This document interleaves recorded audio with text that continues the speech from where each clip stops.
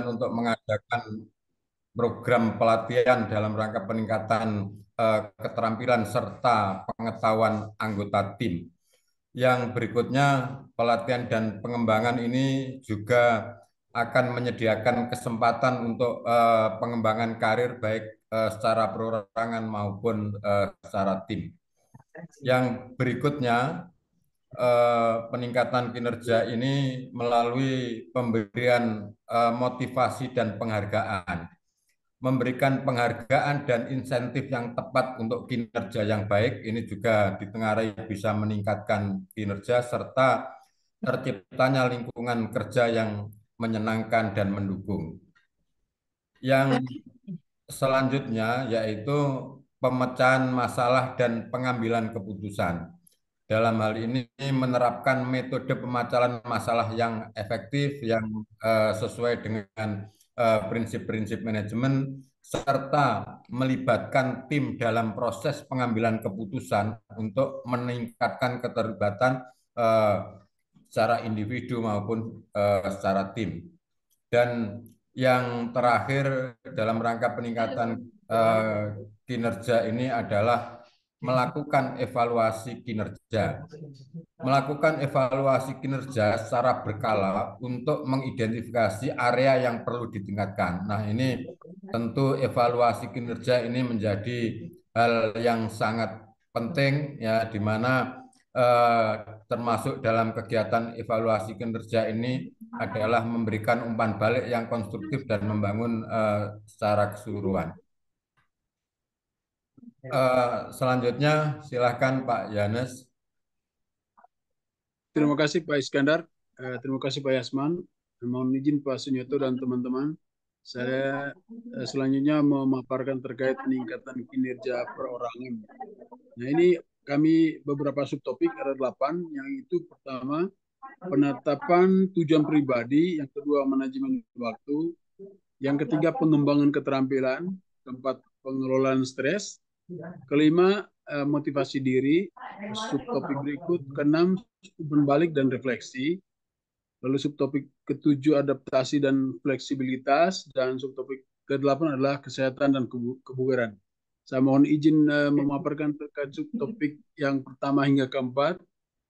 Yang pertama adalah penetapan tujuan pribadi atau individu. Nah, ini penetapan tujuan pribadi yang jelas dan selaras dengan tujuan tim dan organisasi itu memang sangat dibutuhkan karena itu akan menentukan keberhasilan organisasi. Kalau tujuan pribadi itu bertolak belakang dengan tujuan organisasi, itu mungkin akan merugikan organisasi. Kemudian membuat rencana aksi untuk mencapai tujuan pribadi yang mendukung organisasi. Next, Pak. Lalu yang berikut adalah manajemen waktu. Nah, manajemen waktu ini mungkin harus dilakukan secara efektif untuk meningkatkan produktivitas. Kemudian menggunakan teknik manajemen waktu seperti to-do list, jadi daftar-daftar pekerjaan yang akan dilakukan, kemudian prioritas-prioritas tugas baik harian, mingguan maupun bulanan, sehingga individu atau perorangan dalam organisasi bisa mengetahui apa yang akan mereka lakukan setiap hari, setiap minggu, dan setiap bulan, dan target-targetnya. Jadi targetnya ditetapkan dalam bentuk ya time blocking, dibatasi. Ini diselesaikan dalam waktu tanggal berapa gitu misalnya. Kemudian next, Pak. Lalu yang berikut adalah pengembangan keterampilan. Untuk pengembangan keterampilan ini mengidentifikasi keterampilan yang diperlukan untuk peningkatan dan kesempatan belajar bagi individu-individu. Nah, ini mungkin dari sisi manajemen bisa mengidentifikasi kemampuan individu-individu dalam organisasi sehingga mengetahui apa yang dibutuhkan, pelatihan jenis apa yang dibutuhkan oleh masing-masing individu, masing-masing tim. Misalnya dengan membuat training need assessment, DNA, dan sebagainya. Kemudian mendorong individu-individu ini pelatihan, kursus, dan workshop yang relevan. Next, Pak. Hal yang berikut adalah pengelolaan stres. ini mengembangkan strategi untuk mengelola stres dan menjaga keseimbangan kerja dan hidup. Ini mungkin dengan teknik-teknik misalnya mengalokasikan waktu untuk berolahraga, lalu mengalokasikan waktu untuk berdoa secara cukup, kemudian meditasi ini mungkin juga akan membuat stres itu bisa berkurang.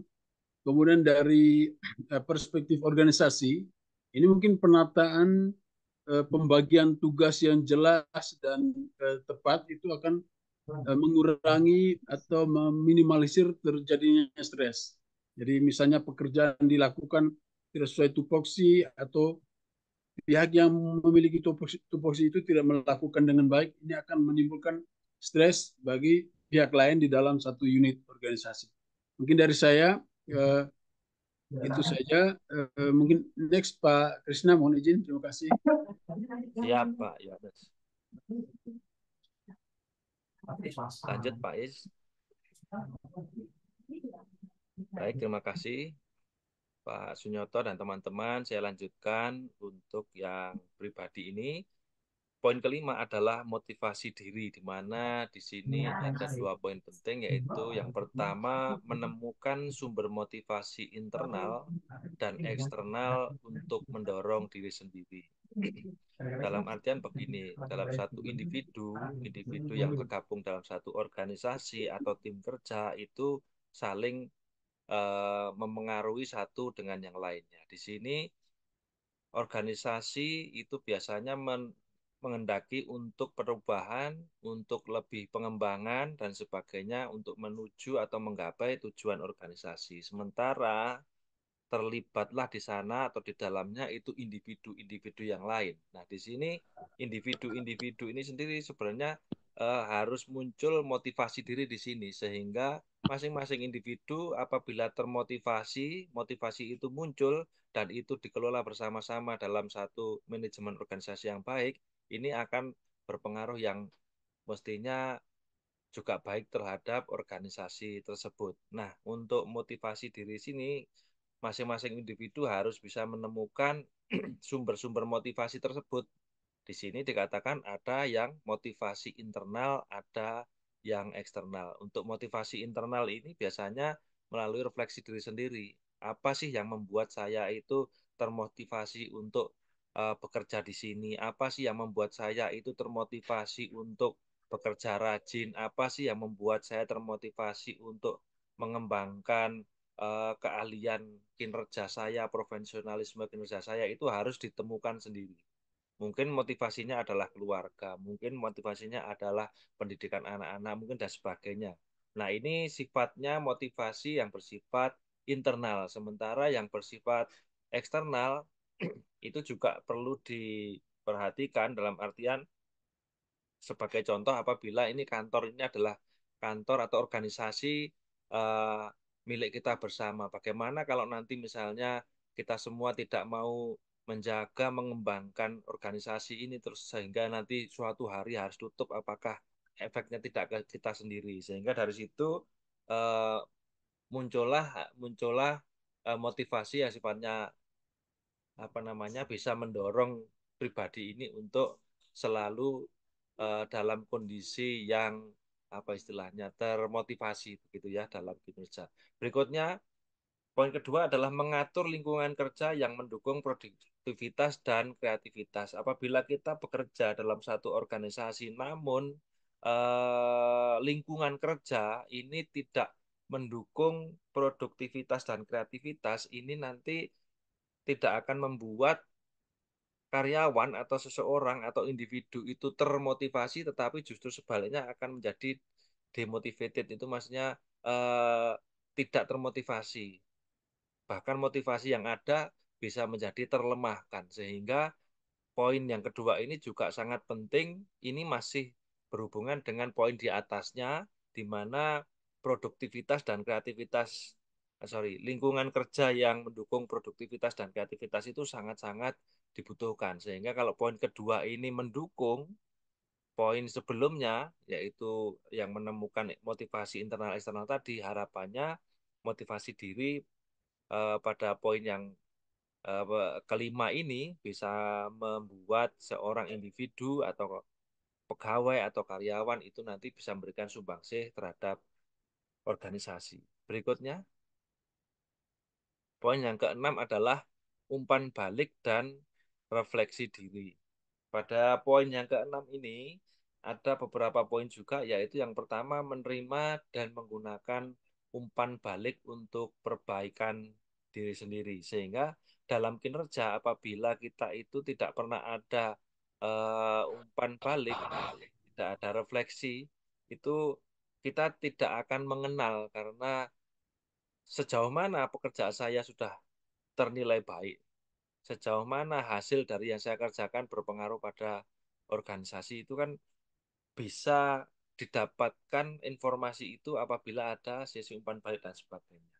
Nah, untuk refleksi diri juga bahwa melakukan refleksi diri secara rutin untuk mengevaluasi kemajuan dan menetapkan langkah selanjutnya ini penting. Jadi kalau di beberapa uh, organisasi itu mungkin sudah familiar dengan istilah mengadakan retret atau rekoleksi, di mana nanti semua pegawai atau dan sebagainya itu berkumpul bersama, tidak sedang dalam kondisi kerja, di luar jam kerja, itu mereka saling merefleksikan, memberikan umpan balik satu dan yang lain, dan refleksi diri, bagaimana apabila pekerjaan saya 1 tahun yang lalu itu apakah demikian-demikian, apakah sudah begini begitu dan seterusnya. Jadi ini betul-betul sebenarnya poin keenam ini juga sangat penting untuk uh, individu dan juga kinerja tim untuk organisasi. Poin ketujuh berikutnya, adaptasi dan fleksibilitas. Pada poin ini ada dua informasi. Yang pertama adalah mampu beradaptasi dengan perubahan dan situasi baru. Yang kedua, fleksibel dalam pendekatan dan metode kerja untuk mencapai hasil yang lebih baik. Dikatakan bahwa eh, ada teori mengatakan bahwa makhluk hidup yang paling kuat adalah makhluk hidup yang paling bisa beradaptasi dengan cepat, begitu ya. Bahkan dinosaurus pun punah, tetapi kenapa semut masih tetap bisa ada sampai sekarang? Itu karena mungkin di sini ingin menekankan pada poin ini, di mana kita harus mampu beradaptasi dengan perubahan dan situasi baru. Misalnya secara individu dalam organisasi, dulu sebelum pandemi COVID, dengan pasca pandemi COVID pasti sudah ada perubahan yang terjadi. Tetapi bagaimana apabila satu organisasi dan juga individu sendiri tidak mau beradaptasi, tidak mau belajar lagi dengan teknologi yang sekarang digunakan untuk komunikasi, untuk pembelajaran dan sebagainya. Alasannya, waduh saya sudah bukan zaman saya lagi, saya sudah gaptek, saya bukan masanya untuk belajar teknologi dan sebagainya. Itu nanti dia akan, individu ini juga akan tenggelam otomatis oleh situasi, kondisi, dan perkembangan zaman. Jadi mau tidak mau, sebenarnya kita harus mampu memotivasi diri untuk beradaptasi dengan perubahan zaman yang ada, dengan situasi baru yang ada. Kalau dulu perkuliahan, saya masih ingat perkuliahan eh, tidak ada yang online. Saya waktu itu perkuliahan S2 di Unisma itu tidak ada online, semuanya offline. Tetapi di sini di Unida sudah mulai menerapkan hybrid ya. Ada online tetapi sesekali juga offline. Nah, ini karena apa? Itu menunjukkan bahwa ada adaptasi terhadap perubahan tentang paradigma pembelajaran di pendidikan tinggi. Itu contohnya. Dan fleksibel dalam pendekatan metode kerja untuk mencapai hasil yang lebih baik ini juga sama. Lebih kurangnya poinnya sama seperti yang tadi saya jelaskan. Poin berikutnya, Pak Is, poin yang terakhir, poin yang ke-8. Kesehatan dan kebugaran. Menjaga kesehatan fisik dan mental untuk mendukung kinerja yang optimal. Mengatur pola makan yang sehat, berolahraga secara teratur, dan cukup istirahat. Jadi, eh, teman-teman bahwa apa namanya, untuk bisa mendapatkan kinerja pribadi yang baik, aktivitas yang baik, dan sebagainya, itu yang disyaratkan yang pertama adalah ketika kita sehat. Sehat di sini juga berarti sehat jasmani maupun rohani ya. Ketika kita dituntut untuk sehat baik jasmani ataupun rohani. Seperti tadi Pak Yohanes sudah menerangkan ada meditasi dan sebagainya, itu mungkin satu langkah-langkah untuk membuat kita sehat secara psikis ya atau rohani. Secara jasmani juga kita dibutuhkan. Nah, secara jasmani apa? Pasti supaya kita sehat dibutuhkan satu, istirahat yang baik, pola istirahat yang baik, pola makan yang baik, dan juga pola olahraga. Tiga hal ini sangat penting.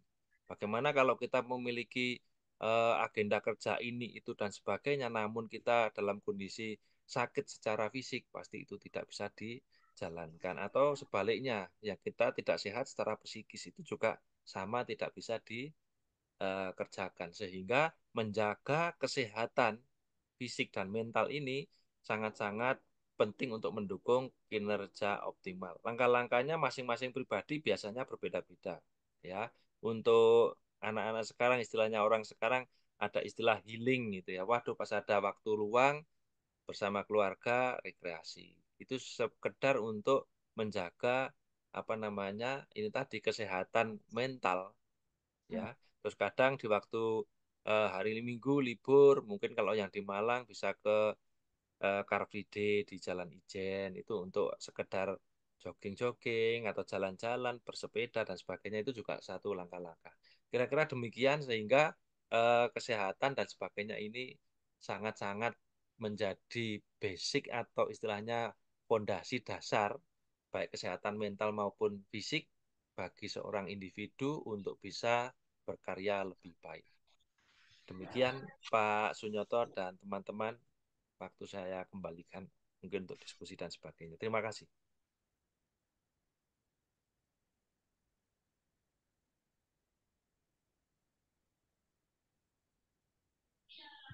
Maaf Pak Sunyoto, masih mute.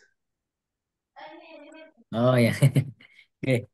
Makasih Pak Krisna, Pak Iskandar, Pak Yasman, Pak Yohanes telah mempresentasikan apa itu tema di kelompok 1. Yang selanjutnya gimana Pak? Langsung dari kelompok Mohon 2 izin Pak, Pak mungkin ini Sunyoto. diskusi, langsung diskusi. Mohon izin Pak Sunyoto. Oke. Karena kita kan ada 2 kelompok semestinya. Oke. Nanti takutnya kalau diskusi nanti kelompok satunya tidak cukup waktu. Bagaimana kalau kelompok 1 presentasi, kelompok 2 presentasi, baru kita open discussion begitu Pak? Oh, oke. Oke, monggo. Gak apa-apa, monggo. Berarti lanjut kelompok 2, monggo. Presentasi, oke. Siang, siang Pak. Ini yang ya. share screen saya atau minta bantu Pak Tusina ya? Bu Cynthia boleh. Kalau hostnya tadi Pak Is ya. Maaf saya tadi agak terlambat. Laptopnya tiba-tiba hang, nggak bisa ini. Udah di-share filenya, Mbak? Bisa share screen Pak Is ya, Bu Cynthia ya. Saya Pak belum bisa share screen bisa ya? ada filenya.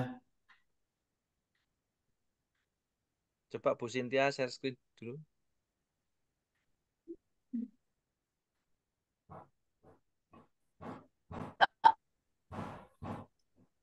Langsung Bu Cynthia ya, bisa ya.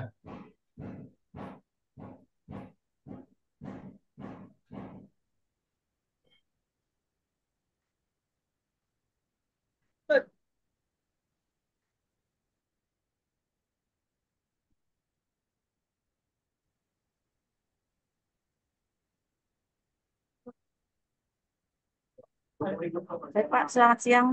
Saya mau mempresentasikan dengan kelompok saya, yaitu saya sendiri sama Benaria sama Pak Donatus. Untuk yang pertama,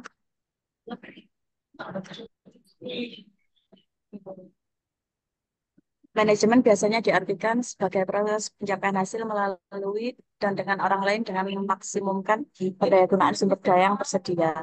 Manajemen merupakan suatu proses yang sangat Yang dibutuhkan tampil dalam dunia for perusahaan Explorer ini.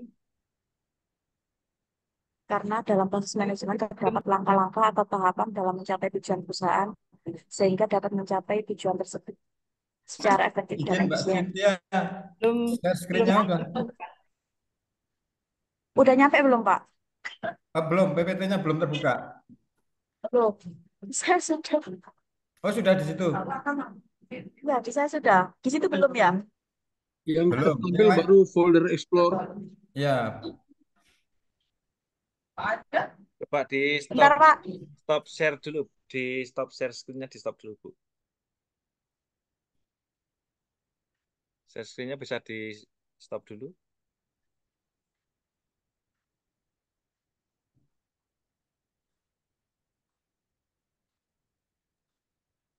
Halo, Pak. Apakah sudah bisa ya, Pak ya? Sudah. Belum Belum, terlihat, Bu. Bu. belum Belum Coba terlihat. dimatikan dulu share screen-nya di stop dulu, Bu. Oh ya, stop share. Share. Mana ini ya? Oh, ini. Harusnya sudah. Cek, Nah, cek. udah Saya sini. coba saya share screen Keren, kan. Bu. Saya coba Sudah. bantu. Apakah Sudah, sudah Bu. terlihat, Ini teman-teman? sudah. Sudah. Keren, Bu. Ini saya apa Bu Ani ya? Coba saya cek dulu ya. Oh, ini saya ini. Saya Bu Cynthia, saya bantu share screen, Bu. Silakan, Bu. Oh ya udah. Saya stop ya, Pak. Ya. Oke.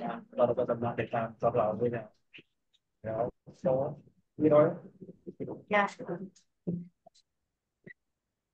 Saya ulangin lagi ya. Jadi manajemen biasanya diartikan sebagai proses pencapaian hasil melalui dengan orang lain dengan melakukan pemberdayaan sumber daya yang tersedia.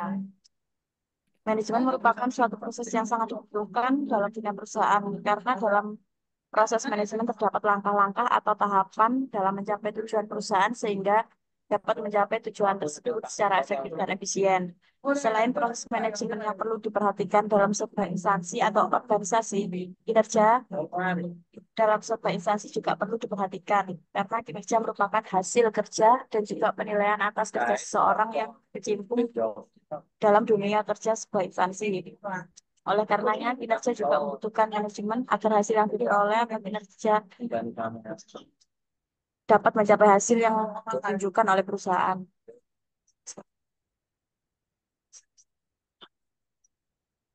Saat ini perusahaan menghadapi banyak tantangan dari lingkungan, perubahan-perubahan yang terjadi cepat dan kadang-kadang tidak dapat dibaca. Perubahan-perubahan ini antara lain dalam bidang ekonomi, teknologi, pasar, dan persaingan.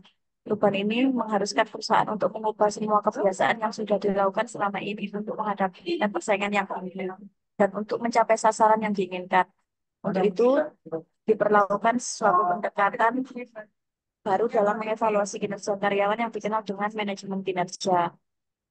Kita punya rumusan masalah yaitu untuk mengetahui apa pengertian manajemen kinerja, apa prinsip dasar manajemen kinerja, apa manfaat manajemen kinerja, dan tujuannya itu untuk mengetahui pengertian manajemen kinerja, mengetahui prinsip dasar manajemen kinerja, yang ketiga untuk mengetahui manfaat manajemen kinerja.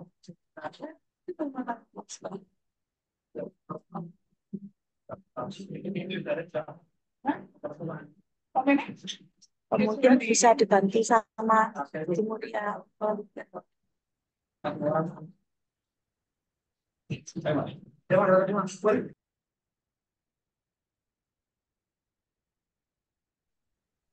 manajemen kinerja adalah suatu proses yang dirancang untuk meningkatkan kinerja organisasi kelompok dan individu yang digerakkan oleh para manajer.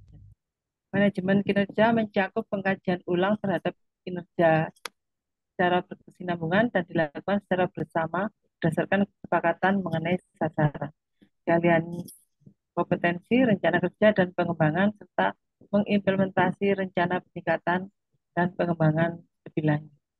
Kinerja sendiri adalah suatu hal yang berorientasi ke masa depan, disesuaikan spesifik berdasarkan kondisi khusus dari setiap organisasi atau individu dan didasarkan atas suatu model kausal yang menghubungkan antara input dan output. Penilaian kinerja merupakan alat yang bermanfaat tidak hanya untuk mengevaluasi kerja dari para karyawan, tetapi juga untuk mengembangkan dan memotivasi karyawan. Pada intinya, penilaian kinerja dapat dianggap sebagai alat untuk memverifikasi bahwa karyawan memenuhi standar kinerja yang telah ditetapkan. Penilaian kinerja dapat pula merupakan cara membantu karyawan mengelola kinerja mereka.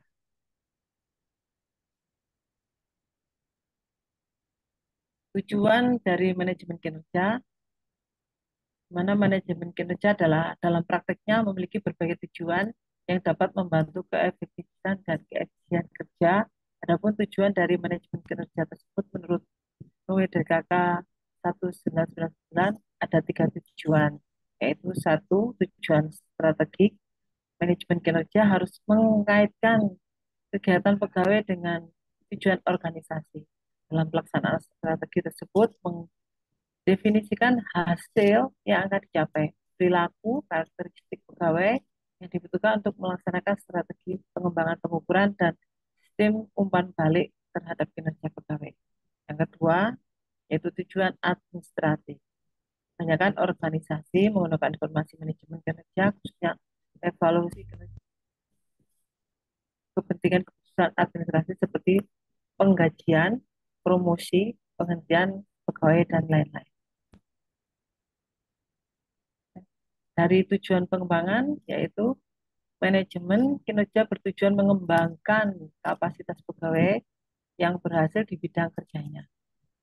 Dan tujuan umum manajemen kinerja adalah menciptakan budaya para individu dan kelompok memikul tanggung jawab bagi usaha peningkatan proses kerja dan kemampuannya yang berkesinambungan. Next. Dan ada telaah konseptual, mana konseptual skill dalam sebuah organisasi ide-ide inovatif sangat dibutuhkan karena bisa menjadikan dan mengembangkan organisasi tersebut. Semakin terkenal suatu organisasi, maka orang lain yang ingin menjadi anggota organisasi akan semakin banyak. Organisasi semakin banyak, maka akan mudah untuk menyebarluaskan organisasi-organisasi ke beberapa wilayah lainnya. Selain itu, visi dan misi sebuah organisasi akan semakin banyak yang mengetahuinya juga. Ide-ide inovatif biasanya didapatkan melalui keterampilan konseptual.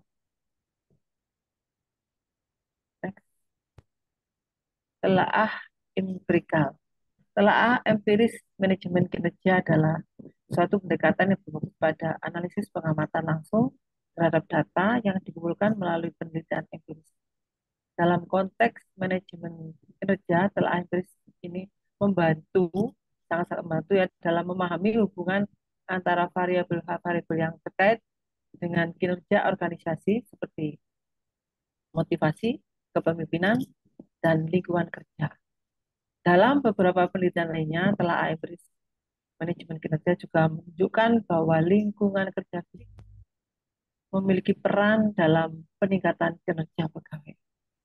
Dalam sintesisnya, setelah telaah empiris manajemen kinerja sangat penting dalam memahami hubungan antara variabel-variabel yang terkait dengan kinerja organisasi. Dengan demikian, telaah empiris dapat membantu dalam pengembangan strategi manajemen kinerja yang efektif dan efisien dalam meningkatkan kinerja organisasi.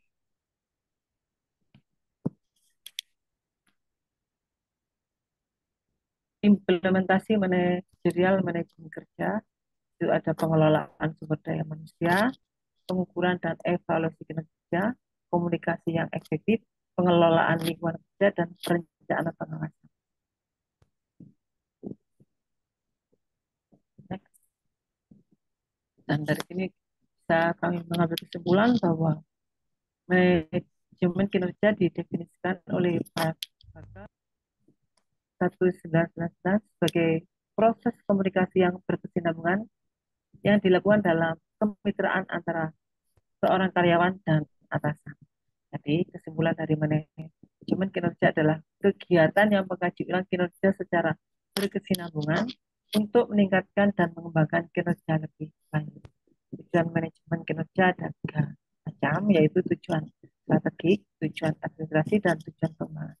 Prinsip-prinsip dasar manajemen kinerja adalah kejujuran, pelayanan, tanggung jawab, bermain rasa kasihan, dan perumusan tujuan Dan untuk konsensus dan kerjasama berkelanjutan komunikasi dua arah, umpan balik.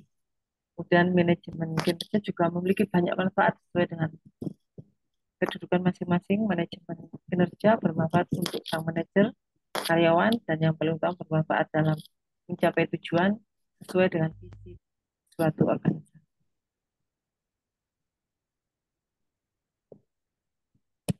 Demikian.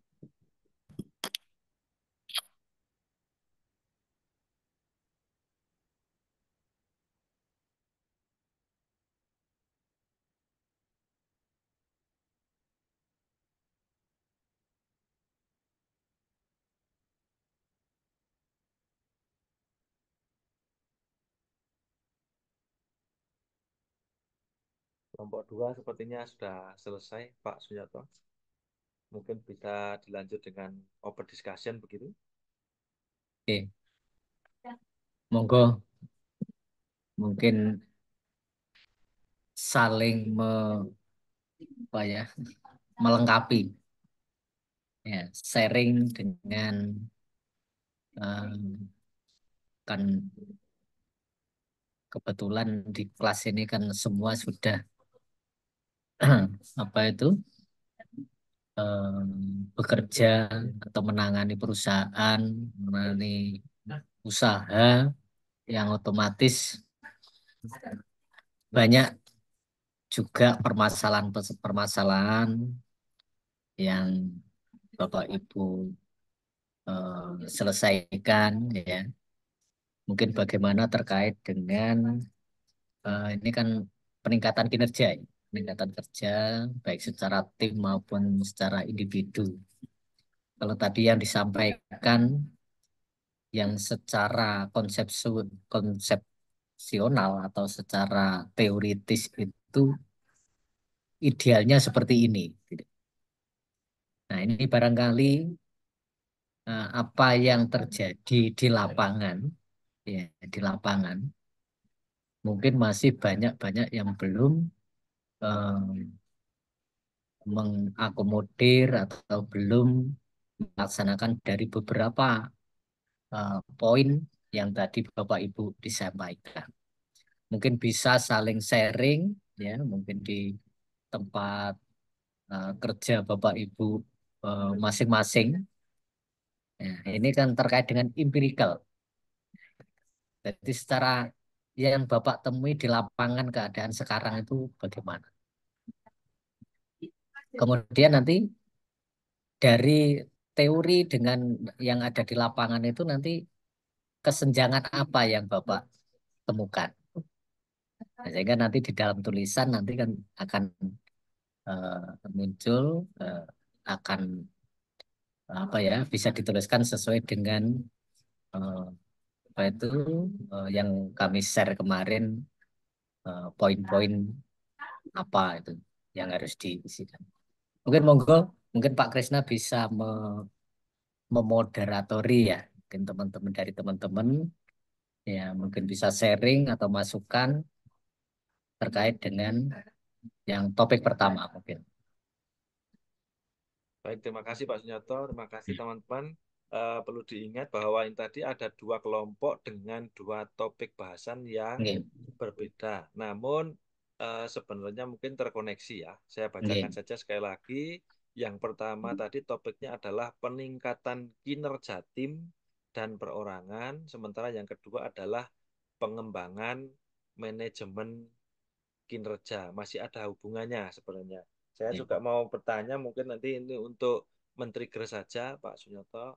oke, Sebenarnya hubungannya ada di mana ya? Di sini kita membicarakan masalah kinerja tim, kinerja perorangan atau individu. Sementara kalau itu nanti katanya berpengaruh pada kinerja tim, sementara tim itu sendiri kan juga harus di manage. Nah, ini manajemen kinerja tadi juga barusan dipresentasikan. Eh, Kira-kira contoh realnya kalau dalam kinerja di kantor teman-teman mungkin ada yang bisa di-sharingkan begitu antara ini tadi mulai dari kelompok ke kinerja tim dengan manajemennya supaya bisa mengembangkan diri ini tadi. Mungkin dari Pak Leo, Pak Yasman, apa Pak Yohanes bisa diserengkan gitu. Terima Silakan Pak. kasih Pak Krisna. Izin, Ya, izin sharing aja. Jadi tadi kalau eh, kita lihat dalam hal peningkatan kinerja individu sama tim dan juga nanti dikaitkan dengan manajemen kinerja. Salah satu kan kita memang secara tim itu kan juga berasal dari individu. Sehingga kalau di tempat kita sih di dalam hal manajemen kinerja, kalau kita sebut juga eh, penilaian yang biasanya kita lakukan secara reguler, itu terbagi dua untuk beberapa posisi atau golongan. Yang berdasarkan tim, pertama berdasarkan nanti KPI individu. KPI individu itu akan apa namanya tetap cascade dengan KPI namanya KPI tim. Jadi kenapa? Karena ini penting di dalam peningkatan kinerja untuk objektivitas daripada penilaian kinerja tim. Karena kenapa kita katakan begitu? Kita akan lihat satu sisi di tim juga nanti ada KPI yang mendorong tim itu pencapaian di dalam satu kesatuan kerja tim atau regu, ya. Tetapi secara individu kita akan lihat dia dari sisi individunya. Sebagai contoh, karena kita karena ketepatan saya di manufacturing, kita itu punya tim itu dalam hal pencapaian produk atau kita samakan nanti efisiensi ya produksi. Itu kita contoh kita sebutkan di dalam hal ini adalah kita katakan contoh 80% ya untuk pencapaian timnya, tim si A gitu ya. Secara individu untuk mencapai itu kita punya KPI juga secara individu. Contoh ya, ini kita lihat dari sisi eh, disiplin ya kita monitor. Kemudian dalam penyampaian ide dan juga penyelesaian problem individu, penyampaian ide-ide dalam penyelesaian masalah di tim. Ya, itu kita nilai dan kita review untuk pencapaian. Jadi kalau tim itu misalnya mencapai, belum tentu secara individu itu sama dalam hal pencapaian. Ini yang kita supaya mendorong individu itu dalam hal berkompetisi untuk pencapaian eh, tim tadi. Jadi tidak ada yang malas dengan yang rajin itu sama. Itu yang secara objektif kita hindarin. Tapi secara kelompok, secara tim kita punya target yang sama, yang mendorong secara individu untuk mencapai goal tim tadi. Ya. Ini yang eh, menjadi mencegah agar tidak semua tim itu individu itu ya sama di dalam hal pencapaian apa namanya yang kerja keras, yang punya ide, yang ini sama dengan yang biasa-biasa saja atau tidak ya udah sama aja tim gitu loh. Kita kan mencapainya sama, jadi semua akan itu secara motivasi sih. Cuman dalam pertanyaan dan biasanya juga di lapangan adalah bisa menimbulkan demotivasi tim. Kenapa? Kalau tidak mengelola dengan baik. Artinya gini, kadang-kadang tim itu kan gini melihat secara, oh ya kita kan pakai bersama loh, kita sedang pakai. Itu yang kadang-kadang bisa membuat tim itu eh, demotivasi karena kalau pimpinan atau atasan itu menilainya tidak hati-hati dalam penyampaian KPI individu, ini yang bisa ya kecemburuan yang akhirnya menimbulkan demotivasi secara individu yang akan mempengaruhi hasil kerja tim. Itu yang menjadi sering kita permasalahan di lapangan. Sehingga memang saya juga mempertanyakan satu sisi mungkin dari sisi manajemen kerja. Kita punya konsep namanya konsep distribusi normal. untuk memastikan dalam satu kelompok itu tidak mungkin semuanya itu sama. Pasti ada yang baik, yang biasa saja secara umum, atau yang kurang baik. Nah, itu kita buat sistem persentase. Jadi memang pimpinan atau leader itu sudah diberikan satu guide bahwa kamu harus berani mengambil keputusan dengan menilai cukup objektif. Tidak semua orang itu akan sama. Biasanya kan pemimpin itu secara umum ingin baik dengan bawahan sehingga mengambil rata, ya udah nilainya rata gitu. Nah, ini yang kita berikan. Contoh kita katakan ada 10 mungkin. Kalau kita buat itu persentasenya 5-10% itu biasanya kurang baik. Sekitar 60 sampai 75 itu biasa saya sedang di tengah. 5-10% itu sangat baik secara itu. Nah, ini harus didapatkan dengan konsep itu. Untuk mencegah tadinya yaitu tadi say hello ya, karena dekat dengan atasan, kemudian ya ada atasan yang memang hanya cari aman ya, dia memberikan nilai yang rata. Mungkin gitu bisa sharing Pak Krisna dan Pak Sioto dan teman-teman sekalian. Terima kasih Pak Leonardus. Ini tadi saya lihat Pak Yasman sudah mulai nongol-nongol di. Bagaimana Pak Yasman? Pak Yasman mungkin bisa menambahkan. Ya Pak Krisna, terima kasih. Pak Sunyoto, selamat sore dan teman-teman semua.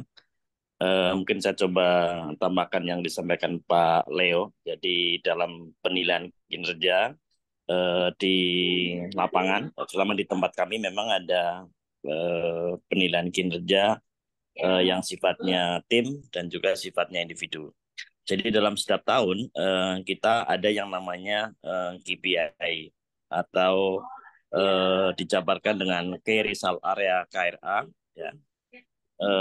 Masing-masing departemen itu memiliki KRA sesuai dengan target setting masing-masing departemen. Ya. Nah dari situ kriterianya itu ada yang kriteria yang dicapai berdasarkan grup, atau juga ada kontribusi secara individu. Tadi Pak Leo sudah singgung kontribusi individu apa, misalnya parameternya salah satunya adalah disiplin terkait dengan kehadiran kerja atau absensi, termasuk keterlambatan, ya, termasuk juga sakit, juga pernah dan tidaknya menerima surat peringatan. Itu adalah salah satu parameter dari sisi individu. Kemudian parameter pencapaian tim misalnya adalah pencapaian output produksi, pencapaian downtime atau breakdown mesin, kemudian pencapaian quality produk. Ya, itu adalah dicapai secara kelompok atau tim.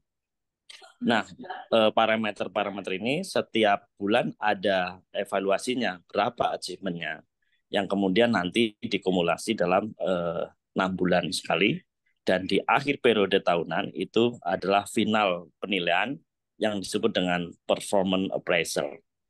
Performance appraisal inilah yang nantinya akan dijadikan dasar untuk dasar penyesuaian salary di annualnya atau setiap awal tahun, dan juga dasar pemberian bonus. Memang dilematisnya yang disampaikan Pak Leo benar. Manajemen sudah menerapkan konsep distribusi normal. Artinya misalnya dari 100 populasi karyawan itu pasti ada yang paling tinggi nilainya dan juga harus ada yang paling rendah. Gitu. Jadi tidak boleh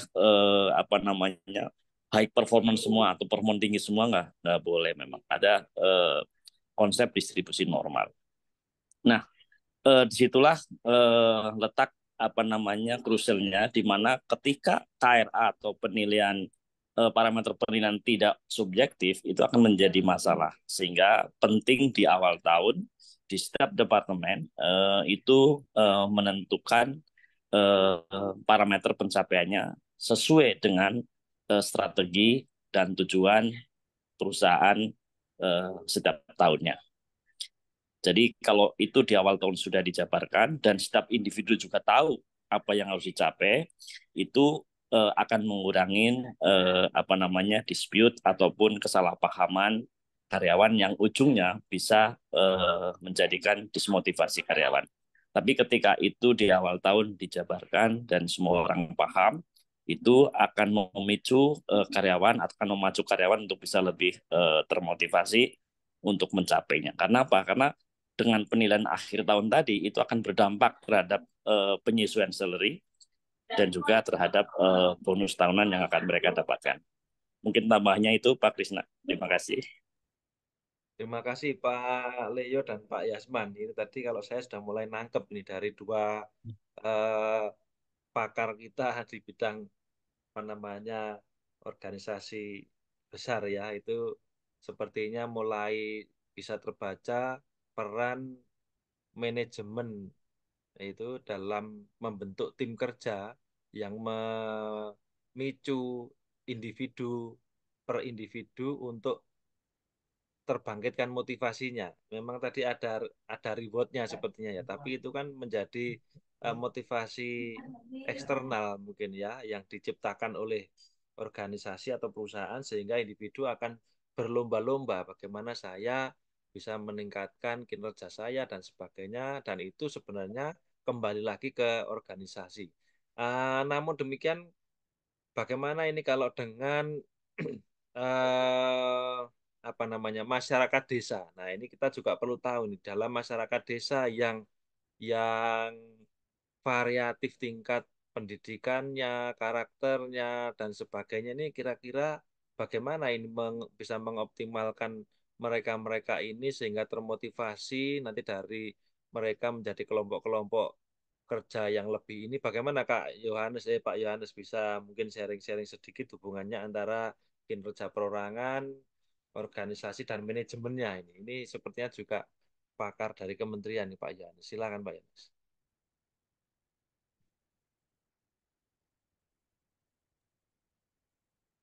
Terima kasih Pak Krisna. Jadi mungkin kita coba curhat-curhat sedikit terkait kinerja kita.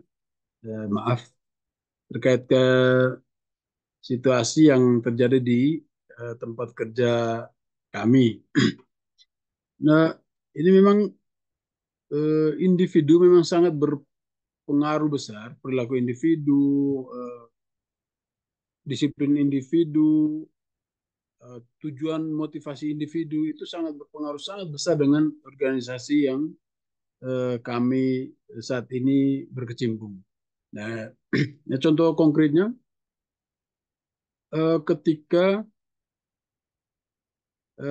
ada teman-teman yang bertugas di Kabupaten Ngada, yang dia lamar pertama bukan untuk di Kabupaten Ngada, dia lamar untuk di kabupaten lain, namun penugasannya di Kabupaten Ngada. Karena target dia untuk bertugas di kabupaten lain, sementara dia ditugaskan ke kabupaten yang bukan yang dia harapkan. Jadi memang dampak ke organisasi juga cukup besar, berpengaruh pada kinerja individu yang bersangkutan, karena dia sering bolos untuk ke kabupaten yang dia tuju tadi karena di sana ada keluarganya. Akibat sering bolosnya itu ini berdampak pada tupoksi dia tidak bisa maksimal tercapai, tidak maksimal terlaksana. Kemudian dia berdampak karena kita nih dalam satu unit ini ada korelasi antara tupoksi A, B, C, dan D. Nah, begitu ada satu simpul tupoksi yang tidak berjalan, satu kesatuan unit kerja kami ini akhirnya terganggu. Nah, ini memang berdampak pada produktivitas hasil kerja pendampingan kami di lapangan.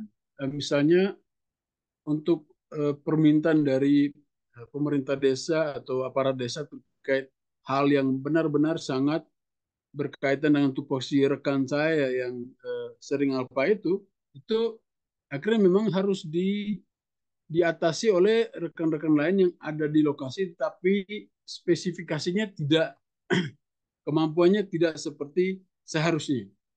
Kemudian bisa terjadi pembiasan informasi karena apa yang sudah diarahkan oleh rekan saya tadi di waktu yang lalu tidak sinkron dengan arahan oleh istilahnya pengisi waktu ini. Jadi arahannya akhirnya tidak nyambung. Kemudian rekan saya tadi yang karena dia berhalangan itu dia kembali lalu melanjutkan kemudian memprotes kenapa dikasih arahan gini, kenapa dikasih arahan begitu. Nah, ini akhirnya menimbulkan konflik dalam organisasi, dalam unit kerja. Ya, kita menalangi mengambil over peran dia karena memang mengisi kekosongan. Lalu terjadi distorsi informasi antara yang seharusnya tersampaikan ke masyarakat dan yang akhirnya faktual yang hanya bisa kita atasi dalam waktu yang mendadak gitu. Nah, ini memang akhirnya perilaku individu, tujuan individu, motivasi individu ini memang berdampak sangat besar sekali kepada efektivitas organisasi dan pencapaian tujuan organisasi. Dan akhirnya juga berdampak pada terciptanya stres dalam unit kerja antara individu, stres, lalu ada miskomunikasi, ada konflik malah tercipta akibat distorsi-distorsi informasi tadi. Kemudian ya tentu saja akhirnya berdampak pada tidak tercapainya beberapa hal, beberapa target yang mestinya tercapai di satu kurun waktu tertentu. Mungkin dari saya sharing itu saja, saya kembali. Terima kasih Pak Yohanes. Ini berikutnya di bidang pendidikan ini saya ingin tahu ini kalau misalkan ini ada individu-individu. Individu-individu itu adalah murid-murid misalnya. Nanti ada kinerja tim. Nah, kinerja tim ini berarti kan ada mungkin kelas begitu ya. Nah, ini juga ada manajernya. Ini manajernya guru atau guru kelasnya. Ini nanti saya akan tanya untuk eh, Bu Ana dan Bu Muria. Mungkin Bu Ana bisa sharing sedikit, Bu. Apakah bisa itu saya apa ya? Saya visualisasikan begitu tuh bahwa murid-murid itu juga adalah individu-individu yang perlu di-manage dan ditingkatkan motivasinya dan berpengaruh kemudian terhadap organisasi atau kelas atau bahkan sekolah. Apakah bisa begitu kira-kira, Bu? Oke, Pak, sangat bisa karena memang kita ini kalau di sekolah sebagai pelayannya anak-anak, nggih, pelayannya masyarakat, bagaimana kita bisa memberikan pelayanan yang optimal di sekolah sehingga siswa juga dapat ilmunya, dapat pengetahuannya, selain itu juga tetap dapat pelajaran tentang tata tertib atau akhlaknya, itu juga harus dijaga benar-benar. Dan apalagi di sekolah swasta seperti saya ini harus benar-benar bisa apa nih berinovasi banyak lah ya, mengembangkan banyak-banyak program supaya punya unggulan atau diferensiasi dengan sekolah yang lain. Mengingat sekarang jumlah siswa kalau di sekolah swasta pasti itu menjadi rohnya, menjadi nyawanya untuk kesejahteraan guru dan tenaga kependidikannya. Nah, maka dari itu di sekolah saya itu selalu berusaha mengembangkan program-program yang bisa menarik siswa, kemudian memaksimalkan program itu tidak hanya merencanakan tapi melaksanakan pelaksanaannya dengan benar-benar maksimal supaya nanti bisa mempertahankan paling tidak jumlah siswa itu stabil. Syukur-syukur kalau bisa bertambah. Dan mungkin kalau yang berhubungan dengan apa tadi Pak, kinerja tim ya, tim dan perorangan itu di sekolah saya sekarang sedang ada apa nggih? Agak shock sedikit lah karena kebetulan 10 guru di sekolah kami ini alhamdulillah rezekinya ketiban P3K. Dan mulai bulan Mei kemarin itu sudah harus berangkat ke sekolah yang baru. Padahal perkiraan kita itu mungkin di tahun ajaran baru tahun bulan Juli ya. Juli itu baru pindah dan ternyata dari Dinas Pendidikan tanggal 1 Mei kemarin sudah harus mulai pindah ke sekolah baru, sehingga ada sedikit kekagetan bagi kami yang masih bertahan di sini, yang biasanya tugas itu mungkin dikerjakan bersama-sama, akhirnya berkurang personil sehingga kita berlipat-lipat ganda tugasnya. Seperti itu. Jadi sekarang sedang melakukan penyesuaian, kemudian memanfaatkan tenaga SDM yang ada di sekolah yang mungkin masih linier, bisa menambah jam ngajarnya, terus kemudian akan ada restrukturisasi di staf juga karena salah satu dari 10 guru itu juga termasuk kepala sekolah dan beberapa wakil kepala sekolah.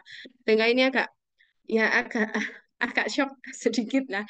Tapi ya ini sebagai apa ya, uang untuk kami untuk bisa lebih berkembang lagi, untuk bisa memunculkan potensi kami, kompetensi kami, gimana caranya bisa bertahan dengan kondisi yang sekarang. Seperti itu, Pak. Maupun Terima ada kasih Bu. suara kecil. Terima kasih Bu Ana. Saya juga ya, tadi mikir juga kalau kepala sekolah, wakil kepala sekolah, beberapa guru, apalagi senior ya, itu harus Iya. tahu-tahu cabut begitu kan? Apa nggak kelapaan itu? Cuman ini mungkin nanti yang bisa menjawab pertanyaan saya ini Bu Muria Christine. Bagaimana Bu Muria Christine? Ya, terima kasih ya. Untuk itu ada hubungannya dengan pengembangan karir ya. Kalau kita selalu mengikuti update yang untuk PNS di dunia pendidikan ya, memang ada eh, voksinya sendiri, yaitu kita bisa masuk ke P3, kemudian juga bisa masuk lewat ujian-ujian PNS, kemudian bisa masuk lewat guru penggerak. Jadi di situ ada tempat untuk bernaung, di mana itu dari pendidikan sendiri ya, yang dari kementerian, sehingga untuk mengkondisikan supaya dia tidak terdepak ya, ini nih ya, sepertinya ini supaya nggak terdepak dari sekolah tersebut dan tetap eksis menjadi seorang guru yang bonafit, yang berdedikasi tinggi, kita harus mengikuti program-program tersebut karena itu langkah-langkah yang diberikan oleh dari kementerian memang begitu. Jadi kita nggak boleh diam saja, tapi kita harus selalu berinovasi dalam pengembangan diri tersebut. Dari individualitas tersebut akan muncul dia ini mau tetap jadi guru atau memang mau terdepak karena muncul di Sulan tersebut ada guru-guru dari negeri atau dari angkatan-angkatan baru yang datang sehingga tugas-tugas yang biasanya dia handle akhirnya tergantikan oleh orang lain. Dan ini untuk perekrutan PNS itu banyak cara ya Bu Ana ya. Mungkin Bu Ana sudah mengikuti apa belum? Kebetulan belum, Bu. Yang Masih lah, masih belum. monggo ayo. Nggih, Memang Bu. pertama itu apa ya, dari diri kita sendiri, kita ini memang nyaman dengan keadaan yang sekarang, apa kita pengen berubah gitu ya. Jadi manajemen di sini dituntut dari individualitasnya perorangan tadi yang. Jadi kalau kita memang pengen maju, pengen ada dan pengen berkembang, kita harus mengikuti aturan-aturan yang ada. Karena kalau di dalam tujuan administrasinya itu memang seperti itu. Jadi untuk menjadi seorang guru ada syarat-syarat tertentu yang harus dipenuhi. Dan kalau di swasta itu kadang kan asal dia mampu, kemudian punya apa ya loyalitas tinggi, udah jadi guru kan gitu. Tapi untuk perekrutan PNS mungkin ada syarat-syarat yang lebih spesifik lagi. Jadi yang pertama itu kemauan dan kemudian mau dan mau itu. Apalagi saya lihat Bu Ana sudah um, mau mengembangkan diri dengan mengikuti pendidikan ini ya, kita ini ya, itu sudah menjadi motivasi yang tinggi, bisa menjadi modal utama. Jadi untuk mengikuti apa ya kayak P3 atau yang sekarang ini sedang umum ya juga itu bisa mengikutinya. Tapi memang harus perlu waktu terus kemudian malam, terus kemudian juga komunikasi. Jadi kita nggak henti dengan komunikasi dengan teman-teman sejawat yang kemudian sudah sudah melampauinya gimana caranya. Jadi kita nggak boleh berdiam diri. Nanti akan menjadikan Anda ini seorang yang profesional. Terima kasih, Supaya Bu nggak Mulia. terjebak dari yang tersebut. Ya, terima kasih. Sepertinya begini ya, Pak Sunyoto dan teman-teman. Ternyata peran manajemen itu krusial sekali. Kalau manajemen ini bisa berperan dengan positif, dengan profesional, itu seperti yang diceritakan Pak Leo, Pak Yasman tadi, bahkan sampai per individunya pun itu bagaimana caranya saya bisa mengupgrade diri, memotivasi diri, berprestasi dan sebagainya. Namun jika itu terjadi sebaliknya, di mana ketika manajemen itu tidak bisa memanage organisasinya dengan baik, dengan satu manajemen organisasi yang baik, itu bahkan juga sampai ke individu per individu di dalamnya, itu pun akan menjadi demotivasi dan sebagainya sehingga sebenarnya eh, apa namanya baik itu pengaruh positif atau negatif itu ternyata policy atau kebijakan kebijakan pimpinan, kebijakan manajemen itu perannya sepertinya kok besar sekali. Mungkin itu sedikit yang saya tangkap. Tapi apakah mungkin ada yang mau menambahkan? Mungkin Pak Is atau Bu Herlinda Izin Pak atau Krisna. silakan Pak Iskandar. Ya, saya menambahkan seperti yang tadi disampaikan Mas Johannes ya, terkait dengan peningkatan kapasitas individu maupun tim ya di sistem manajemen ini. Yang pengalaman saya nanti situasi itu akan parah ketika bicara ada politik di dalamnya. Nah, baik itu. Nah, ini terjadinya di level tingkat desa, kecamatan, kabupaten, bahkan provinsi, hal-hal semacam ini seringkali eh, saya alami. Jadi contoh misalkan di desa, hampir sama sih sebenarnya juga di organisasi di tingkat kabupaten begitu ya.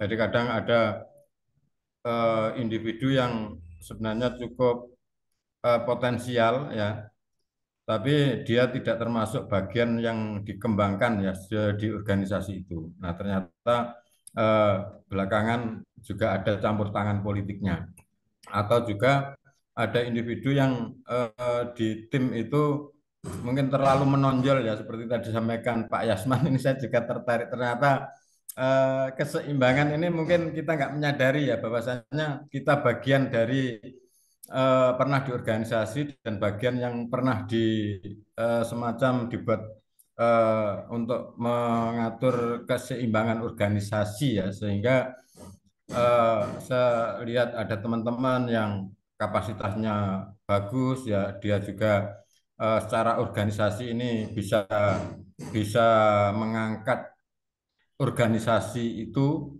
ya, tapi dia dipindahkan misalkan. Nah, yang paling ngeri pengalaman saya di desa itu ada ketika pimpinan di desa tersebut, anggaplah kepala desa, ini berakhir masa tugasnya, maka semua anggota timnya ini nanti akan diganti oleh tim baru ya, tanpa melihat dari sisi kapasitasnya, tanpa melihat bagaimana dia sebelumnya sudah punya pengalaman yang cukup bagus dan sebagainya. Nah, intinya memang saya kira menjadi tantangan di sistem manajemen ini adalah beradanya campur tangan politik ya, baik itu di level pemerintahan desa, kabupaten, provinsi dan seterusnya. Itu aja sih tambahan saya Pak Krisna, terima kasih. Terima kasih Pak Iskandar. Betul juga ya kalau kita sudah ngomong istilahnya ke sana kemari, kita mencoba menggali hal-hal terbaik dari sisi manajemen untuk meningkatkan pemberdayaan individu untuk organisasi. Tapi kalau ada unsur eh, kultur, ini kulturnya kultur politik lah gitu, repot juga ya. Dalam artian satu tim itu terbentuk dengan tidak mudah ketika pimpinan ganti, mau tidak mau semuanya diganti. Ini ya repot Nah, juga ya, Pak betul. Pak Iskandar ya. Bagaimana nih, Pak Sunyoto kalau model begini?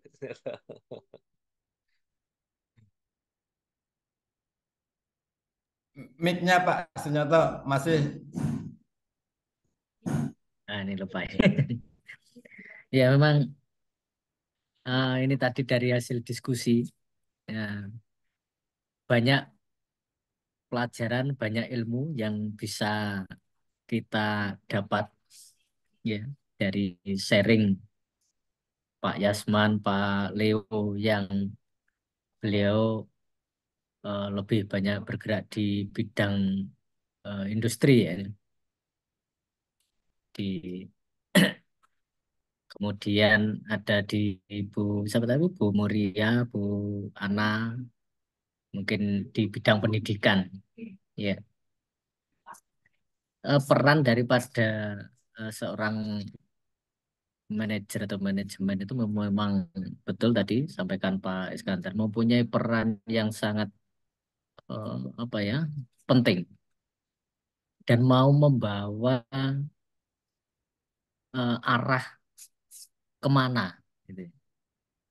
Nah, makanya tadi kalau dari sampaikan Pak Yasman mungkin pengalaman di perusahaannya Pak Yasman yang di situ mungkin eh, SOP SOP kemudian peraturan-peraturan ya yang sudah dibuat ya mungkin lebih sistematis ya lebih sistematis kemudian bisa dilaksanakan dengan baik ya memang kalau ya ini banyak ya kalau kita bisa baca-baca kemudian pengalaman-pengalaman ya manajemen mungkin di eh, perusahaan atau di swasta ya dengan di instansi pemerintahan itu memang agak agak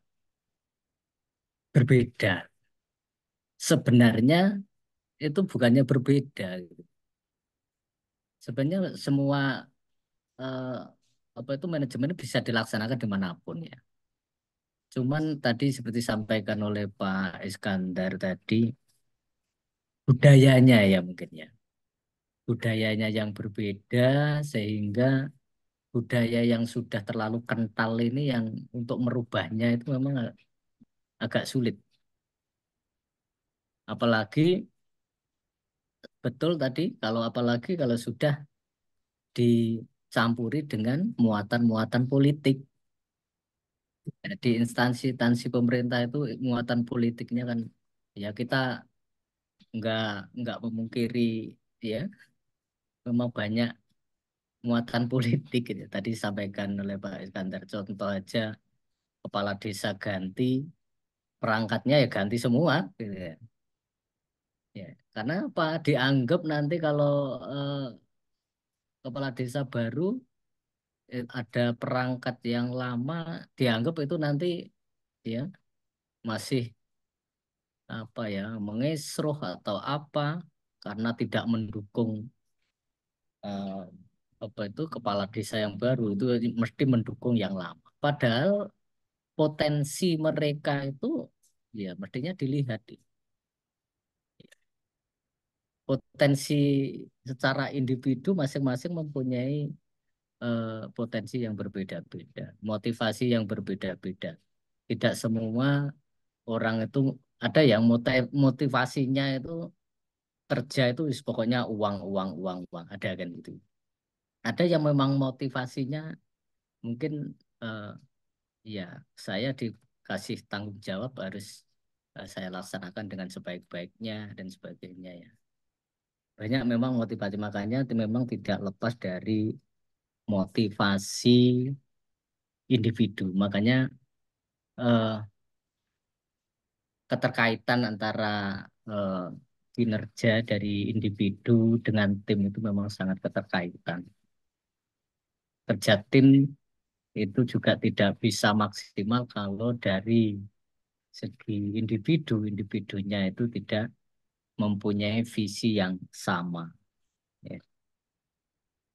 Ya, makanya mungkin perlu memang ada komunikasi yang baik ya antara apa yang dimaui oleh organisasi, kemudian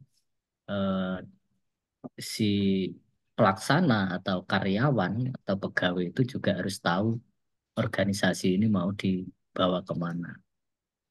Makanya tadi saya menyimak dari Pak Yasman, masing-masing divisi juga punya target ya. Kemudian dari target ini ya harus dikomunikasikan, memang betul harus dikomunikasikan antara pihak dikomunikasikan dengan para pegawainya, dengan operator sampai tingkat bawah. Ini kadang-kadang kan apa yang diinginkan oleh pimpinan kadang-kadang tidak terkomunikasikan sampai tingkat bawah. Nah ini kan sehingga terjadi persepsi ya. Arahnya mungkin nanti akan beda. Karena itu kalau suatu misal kita bahas mungkin terkait dengan strategik ya. Strategik itu kan bagaimana mungkin terkait dengan menentukan visi misi daripada perusahaan. Nah, visi perusahaan bagus kalau tidak dikomunikasikan baik dengan bawahannya sampai tingkat level bawah ya. Mungkin tidak akan bisa berjalan gitu. Akan berat itu ya. Posisi dari pimpinan sehingga bagaimana untuk mengontrol harus diawasi terus dan sebagainya. Padahal mestinya kalau mempunyai visi yang sama, kemudian para pegawai juga mempunyai motivasi yang tinggi, ada rasa saling memiliki. Ini yang agak sulit ya memang. Jadi rasa saling memiliki, saling berusaha untuk berjuang untuk kemajuan perusahaan, kemajuan organisasi. Nah, sehingga kembali lagi betul tadi sampaikan Pak Krisna tadi, mungkin budaya ya. Jadi kita menciptakan budaya kerja yang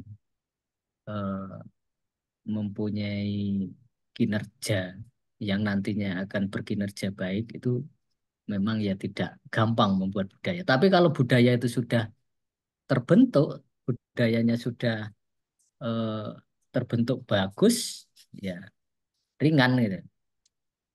Makanya tadi seperti yang sampaikan Pak Yohanes ya, ada temannya yang mestinya tanggung jawabnya tetapi ngilang sehingga harus dihandle oleh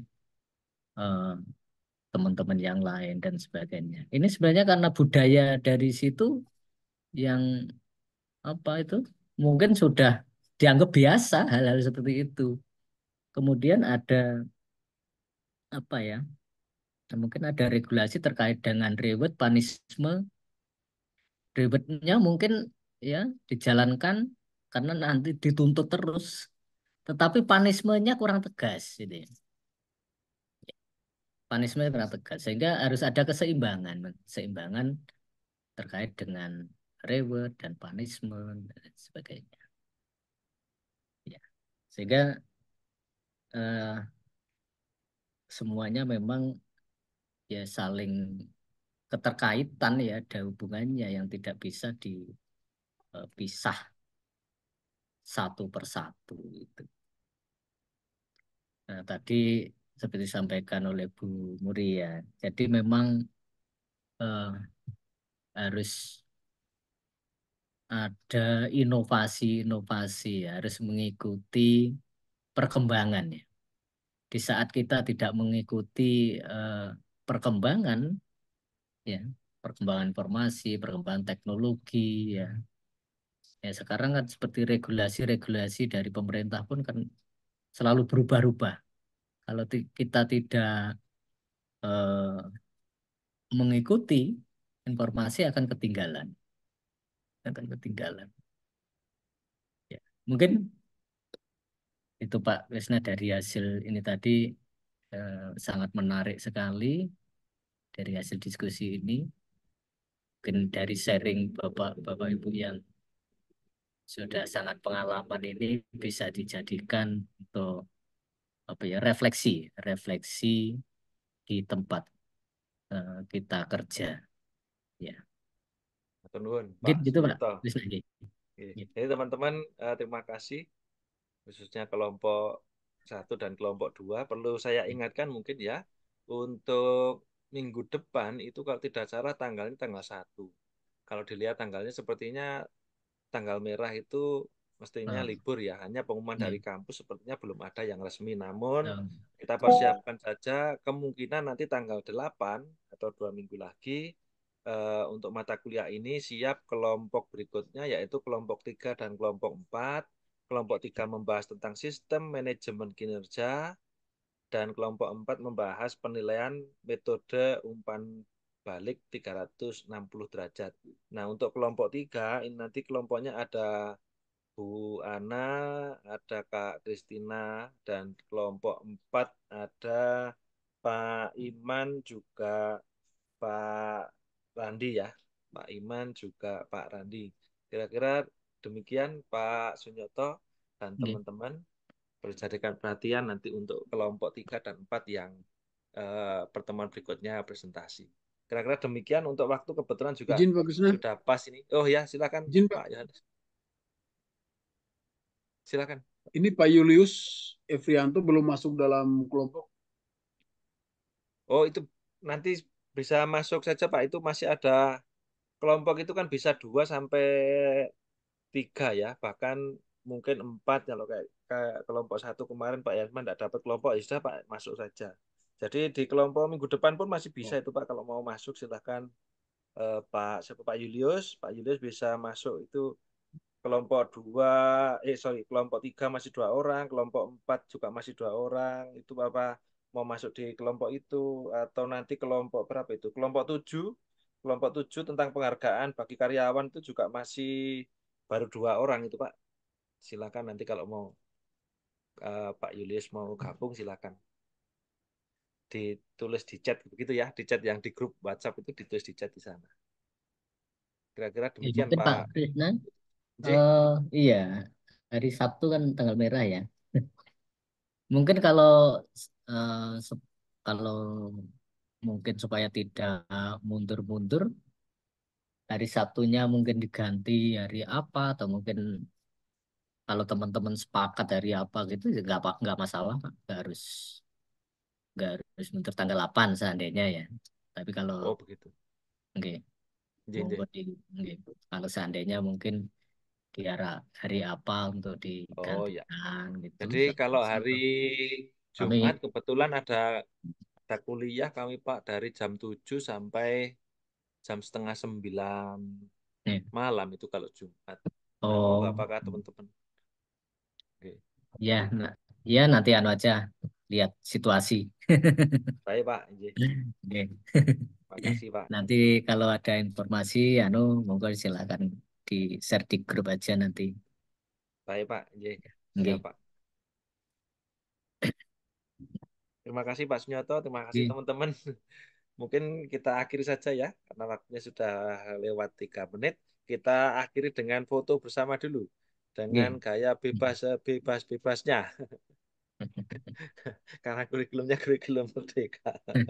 Oke, kita siap dengan gaya sebebas-bebasnya. 3, 2, 1. Oke, terima kasih Pak Sunyoto, terima kasih teman-teman. Sampai ketemu lagi pada pertemuan berikutnya. Sami-sami Pak Krisna. Terima kasih Pak Sunyoto. Sami-sami Bapak. Sehat selalu Bapak Ibu semua. Pak Sunyoto. Terima kasih Pak. Sami-sami. Oke, saya izin untuk lab ya. Monggo Pak Haji, terima kasih. Matur nuwun. Oke, saya kiri. Assalamualaikum warahmatullahi wabarakatuh. Waalaikumsalam. Waalaikumsalam. Wabarakatuh.